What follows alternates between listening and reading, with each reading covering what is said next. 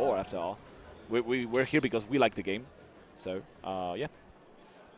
I was gonna say, you think about I'm trying to think about it. Like when people think about like mentality, Yeah. and like how you kind of go into sets like this, because obviously now you've got Ganymède, obviously isn't exactly the most known player, right? Mario. But you're fighting against Lioko, who is a very known French player. So obviously, Also in the US as well, I think. yes, yeah, he's pretty, I'd say he's pretty well known in NA. I don't know if these days he is, but definitely is. Got a household name. So mentality things like are you going to be good enough? Are you going to handle nerves against a very big, heavy player? You do have to work something out. So. I think the best way to have a base mentality is I'm gonna have fun. No matter the result, no matter who I'm fighting for against, no matter who I'm fighting with in doubles. Basing you out with the fireball. Yeah, I think having fun is the base of this game. Yep. And if you play because you're I don't know, because you only want to win, and you just take aside the fun part of the game, probably you're either not gonna have good results or you're not gonna enjoy the game at all. Yeah. So I think it's the maximum thing that you can think of. Just have fun with the game, and then afterwards everything will come. Results will come, either if they're good or bad. And but if you had fun, it's always worth it. It's interesting. Okay, decent approach. Of course, Lioko taking a decent approach. Can't really do anything about that though. After all the fireballs in the world, getting dunked for your troubles this first stock. Great start for Ganymède. Nice, and it's interesting because on Smash 4 we saw a lot of Mario, but in this game I think it's a little bit underrepresented. The character is really good, and there are not many good Marios that we see often. Of course, there's Kurama in the US. We have some here as well, but none of like a very high top level. I think Nover in the Netherlands, he plays Mario at a good level, but again, I don't recall any Marios that are like top level in Europe. I'm trying to think, actually. But yeah, it's interesting how Lioko is having the Mario at 180. Oh, this is trouble. This is trouble. Nice. Beautiful. Of course, full rage. That will seal the stock. Wow. And 185. Love the taunt as well. Your Ganymède going kind of nasty on Lioko. Okay. Classic jump into air dodge. Lioko waiting for it. And one step behind, but of course, with such a heavy character, anything can happen. Okay. Back to square one, I guess.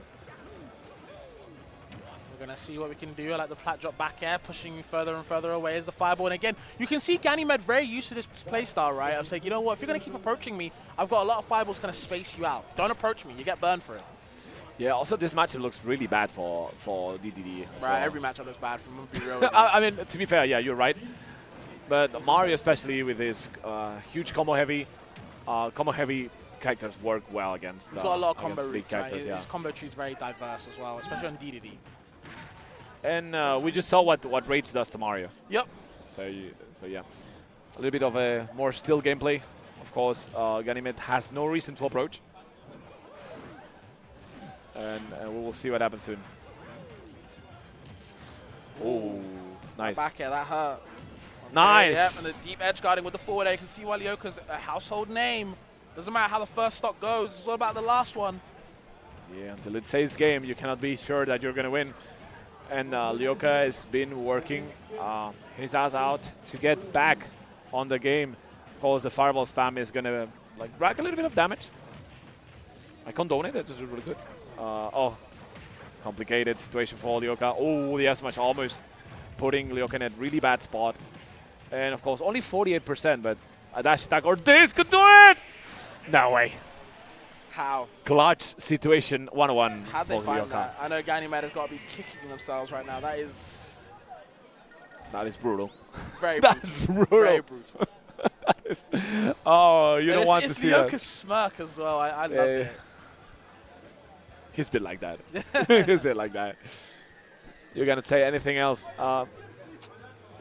I mean, you have to applaud the gods of doing that.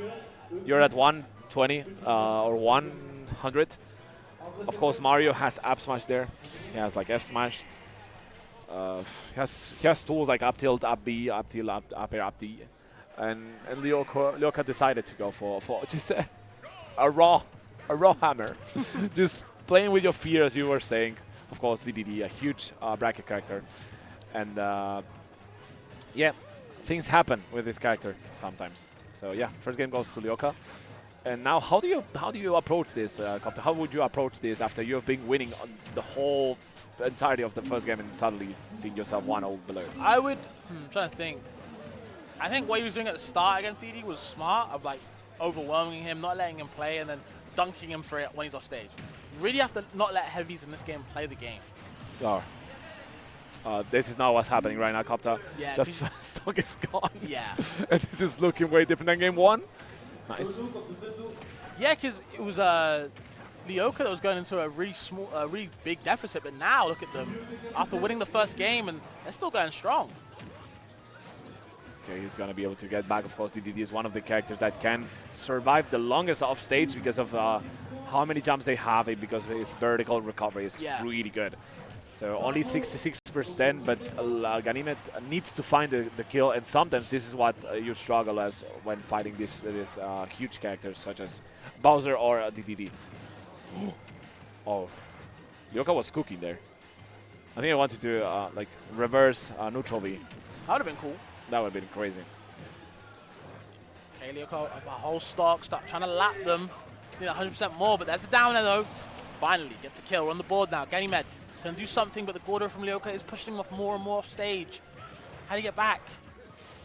We were talking about Jigglypuff. Oh, what a wait by Lioko. We were talking about Jigglypuff before, and we can talk about DDD as well. There are characters that can gimp you easily. As for Jigglypuff, of course, it's his airspeed. As for Lioko, is their hitboxes. Yep. DDD has really big hitboxes, really big disjoints that he can use off stage to cover a lot of your options, and you need to be careful that they exist. And sometimes it doesn't matter with because if you run out of options, you will get hit by it. Oh wow! Okay. We right back into it though. Yeah. It's crunch time. It's overtime now. Oh, Lioko was fishing. Don't be greedy with it. Yep, charges the up smash on the platform. Wake up. Good option. Does cover a lot of things on that ground. Okay, a little bit of conditioning, forcing them to spend the air dodge. Let's see if he's capable of getting back. The fair node. Another one. Up air is not going to do it. Okay, 138. Here's when Mario gets scary as well, I think. Yep. So we saw the rage before. Uh-oh. Give him a couple combos on stage like this, but okay, big up tilt. Missing the up air by an inch. Lioko gets it. And I feel like Lioko has a little bit of relief after that. Yeah, that was getting a little bit tense. Yeah, had he been hit by the up air, maybe that could have converted into an up tilt, up air, up B, and who knows what else. So yeah, it is 2-0 for Lioko right now, as we're heading into potentially the third game of this winners round. Third and last. Oh, I saw Bowser Jr. It's interesting because there's a lot of characters that have DD and Sonic. And I wanted to tell you, El Bardo, you know El Bardo? Yes, of course. He says he uses the Jet Hammer just to inflict fear and to remind the others that he has it. Interesting. It's like, oh, I have this, careful. And of course, El Bardo is one of the characters that, one of the players that does the best off stage with the hammer. Yeah, he was like the Pelly for me before Pelly. You know what I mean? He yeah. was the Pelly of DDD back in those days. Nice, but it's not going to get the stock, of course. You have no rage at all whatsoever. But of course, 123%, it's a good way of starting the game. What am I talking about? Okay, here's the back air. Blow as well. Yeah, let's go for that smash to avoid everything. That was beautiful by Ganymède, though. Yeah. Just knowing that he was going to attack you because you are going to re-grab the ledge, and then immediately just overshooting it so you would hit the DD instead. Called out the air dodge. Didn't go for the fair spike. Went for something else. Just didn't believe maybe. And you can see Lioko is swinging that hammer. But never mind. DI's a little bit bad in the blast zone. And now Ganymède with another lead. Can they actually maintain it, though? That's the question. Nice DI by Ganymède. He's going off stage. He decides to go high and use the cape to just stall a little bit. That messed up with Lioko. And that's 40% already. Wow. Yeah. If you reflect a Gordo, you will get into that situation. Beautiful drift by Ganymède. I think he's cooking. I think he's cooking though. Something. Yeah. He's in the kitchen at least. Just needs to find the utensils maybe. Yeah. He's got all the prep ready, but it's just all about, you know. Just remind me of when you get back at home at 3 a.m. in the morning. You're like, what am I gonna eat? I'm gonna eat something, but I'm in the kitchen. I'm just deciding yet. So yeah, here goes the Jet Hammer, of course. The moment he saw Ganymède coming back from below. He just immediately throw it, so he couldn't get in a bad spot. But we haven't even game copter. It is even, yeah. Nice. I like how Lioko is just getting out of disadvantage by using a hammer, like in a very weird spot. Oh, beautiful wait again. The panic air dodge by Ganymède costing him this stock. He's on his last stock, potentially. And I'm not going to do the joke again. You have to watch out for your nerves a lot of the time, though. In sets like these against the heavy, we talked about before, in tournament sets, heavies carry so much weight in different ways. And oh, okay. Never mind. Able to grab the ledge. Rolls back. Doesn't get too much from it. Look at the bait from Ganymède. Yo! Watch your shield, that was so bossy by Lioko. He knew he was charging the Asmatch, and he dropped the shield to force him to throw the... Oh. Yo! Okay. Sorry. Okay, Lyoko's all over the place. Yeah. I'm sorry.